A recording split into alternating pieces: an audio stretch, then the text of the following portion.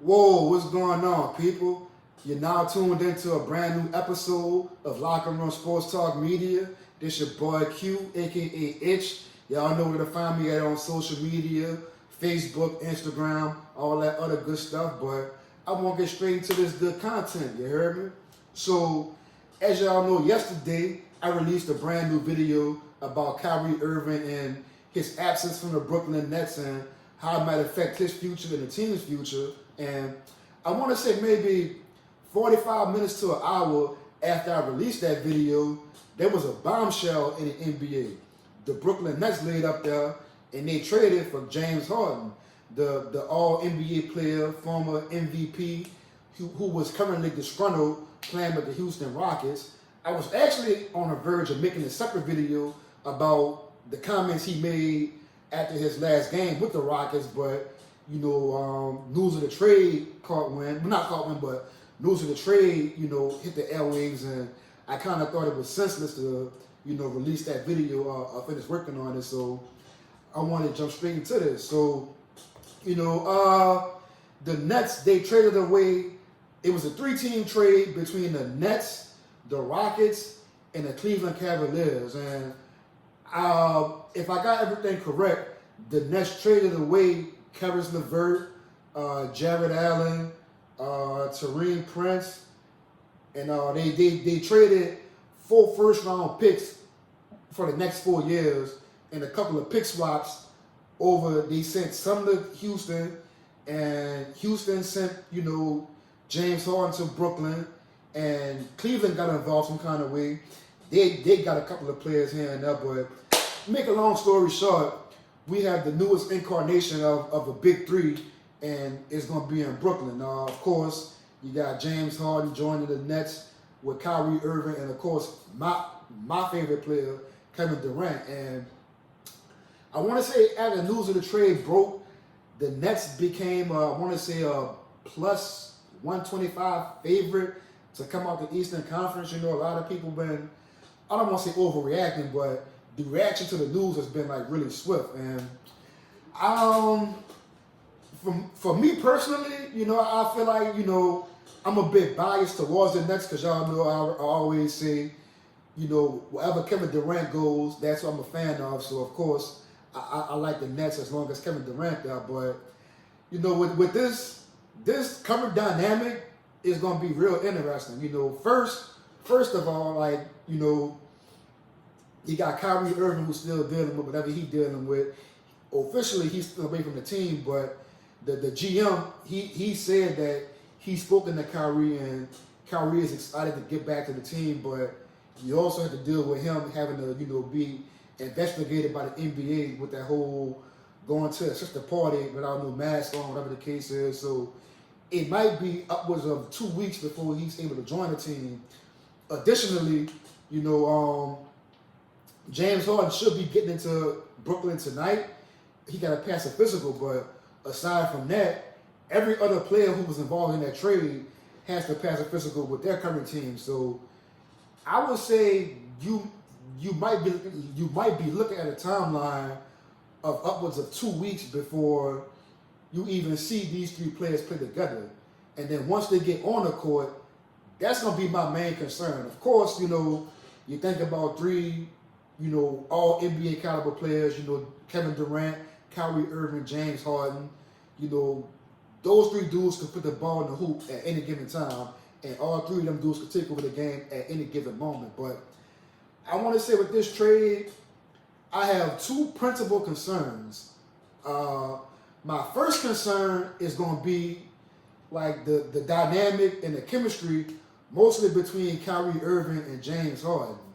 So we all know Kevin Durant is widely considered, one of the 3 best players in the NBA, and I think his time in Golden State, he proved that he could move around without the ball, he could catch and shoot, he could play off ball, whatever the team asked of him. And with Kyrie Irving, I think his time in Cleveland, playing with LeBron James, I feel like he proved that he could play off ball as well.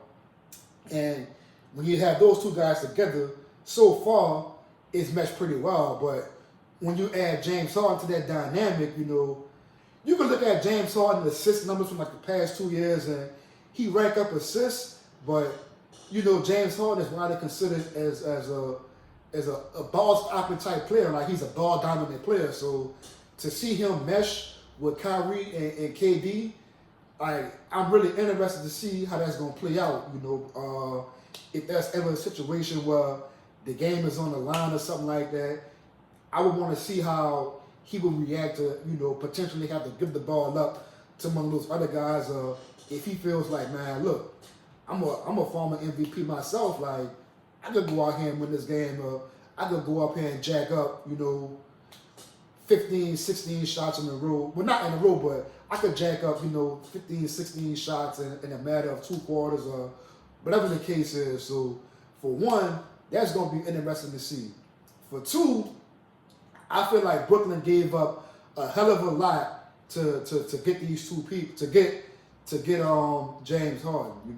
That they're paying a hefty price. Now, in the long term, I think they'll be all right. Like, after this season, when other players are free agents and they're free to sign wherever they want to, of course, other players are going to gravitate towards, going there and compete with those guys.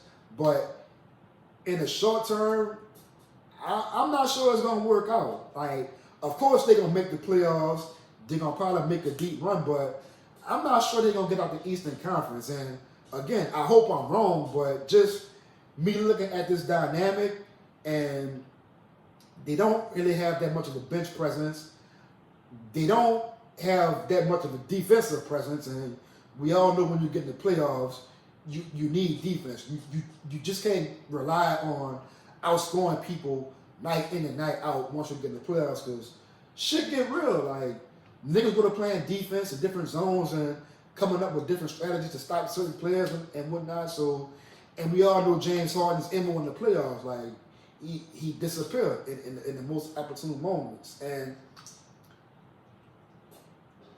they're not gonna need him to be the guy every night. But that, again, that's his MO. So it's gonna be interesting to see that dynamic coming out of this year. I would say the Philadelphia 76ers are probably going to be like their biggest obstacle to get to the finals out the East.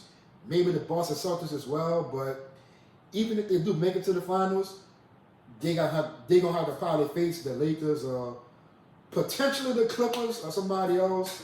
I know my partner Maul, I talked to him earlier. For some strange reason, he feels like Portland is going to come out the West. I don't see that, but, hey, anything is possible. But again, it's just going to be interesting to see how these three guys, get along and how they play together. Like, I'm interested. I know it's going to be some fun basketball to watch, but as far as them coming out the East, for this season, I'm not sure. Now, if the teams stay together past this year, I don't have no doubt in my mind that they're going to win at least one championship, if not multiple. But I think it's going to be pretty hard to come out this year. And with players of that caliber, you got to think they're pretty much going to be in championship or bust mode immediately with that much star power. So I'm excited. I'm anxious to see how it's going to play out. But pretty much, y'all leave y'all thoughts, y'all comments, in the comment section below. Let me know what y'all think about what I think about this, and let me know what y'all think about this trade. It's a blockbuster, so it definitely shook everything up and made shit interesting. So aside from that, I'm gonna holler at y'all next time, man. Peace.